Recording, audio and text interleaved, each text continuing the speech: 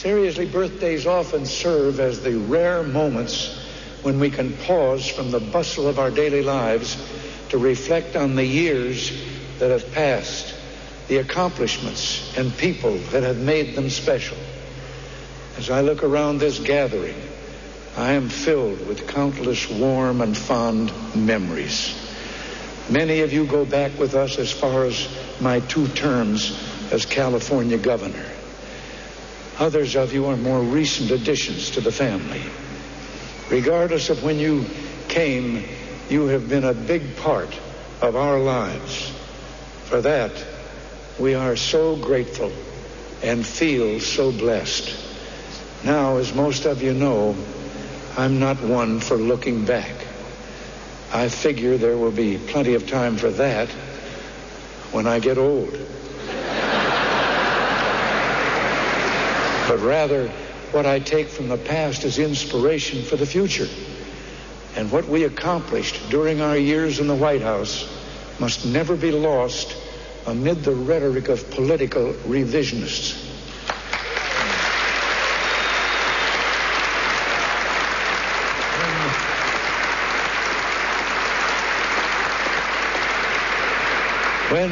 When we came to Washington on that bright sunny day in January of 1981, we shared a dream for America. Back then, the reach of government had become intolerable. It was a time of rampant inflation and crushing interest rates, when hope was scarce.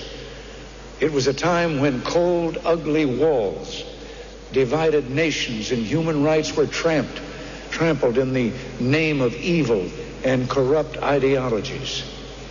It was a time when the nuclear arms race was spiraling out of control and a blinding mistrust stood between East and West. We believed that for the future of America and the free world, this could not stand.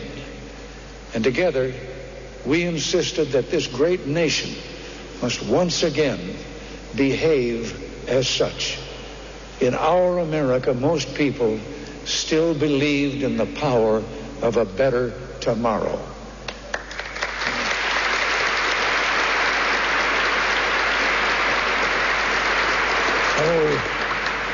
So together, we got the government off the backs of the American people.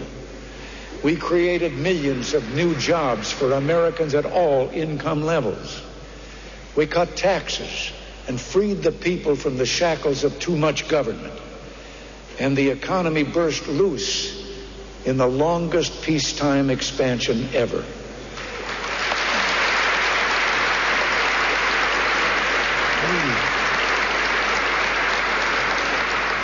We brought America back bigger and better than ever.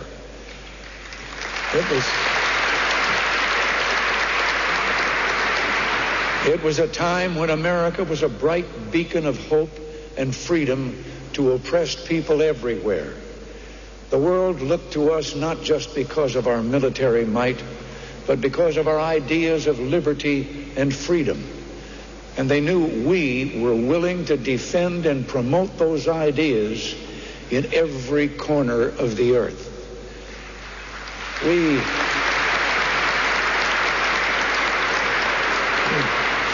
We rebuilt a demoralized, underfunded, and unappreciated military, and we made it the most modern and respected force in the world.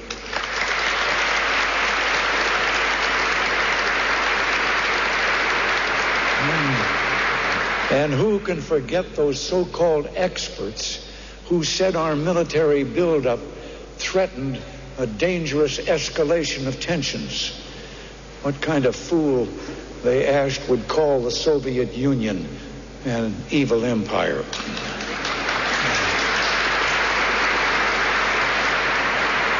I'm tempted to say there's no fool like an old fool.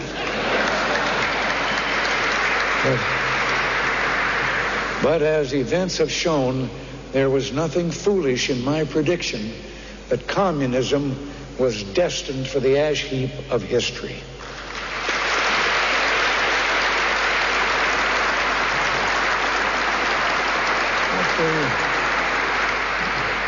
After decades of struggle and with the help of the bold leadership of Margaret Thatcher, democracy won the Cold War and the Berlin Wall came tumbling down.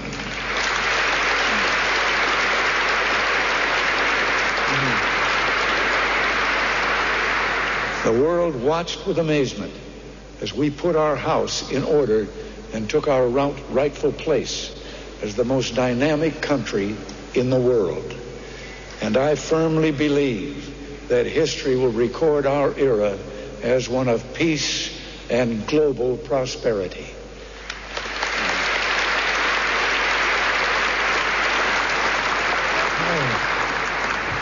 However, our task is far from over.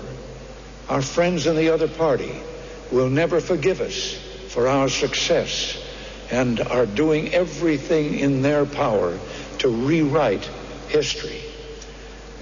Listening to the liberals, you'd think that the 1980s were the worst period since the Great Depression, filled with suffering and despair.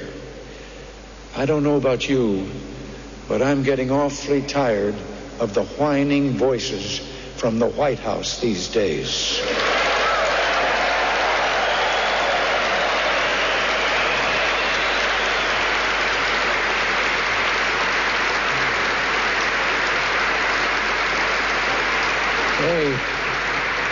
They were claiming there was a decade of greed and neglect.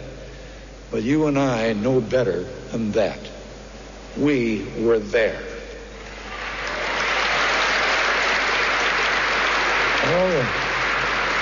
Although the political landscape has changed, the bold ideas of the 1980s are alive and well. Republican candidates swept every major election across the country last year, from New York to Texas, from New Jersey to my home state of California. And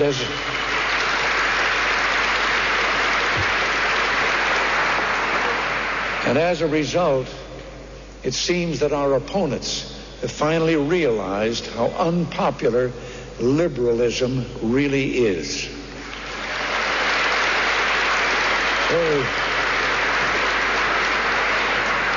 So now they're trying to dress their liberal agenda in a conservative overcoat. After watching the State of the Union address the other night, I'm reminded of the old adage that imitation is the sincerest form of flattery.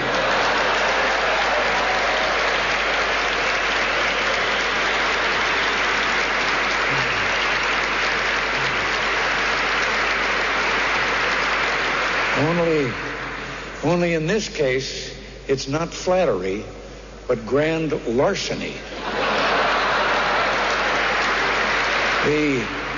The intellectual theft of ideas that you and I recognize as our own.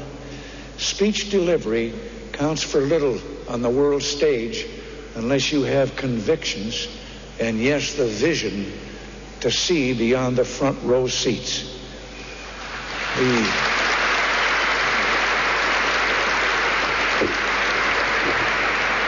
The Democrats may remember their lines, but how quickly they forget the lessons of the past. I have witnessed 5 major wars in my lifetime, and I know how swiftly storm clouds can gather on a peaceful horizon. The next time a Saddam Hussein takes over Kuwait or North Korea brandishes a nuclear weapon, will we be ready to respond? In the end, it all comes down to leadership, and that is what this country is looking for now.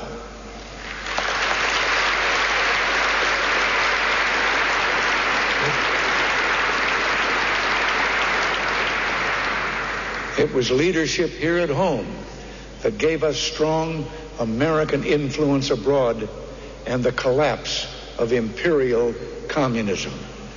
Great nations have responsibilities to lead, And we should always be cautious of those who would lower our profile because they might just wind up lowering our flag.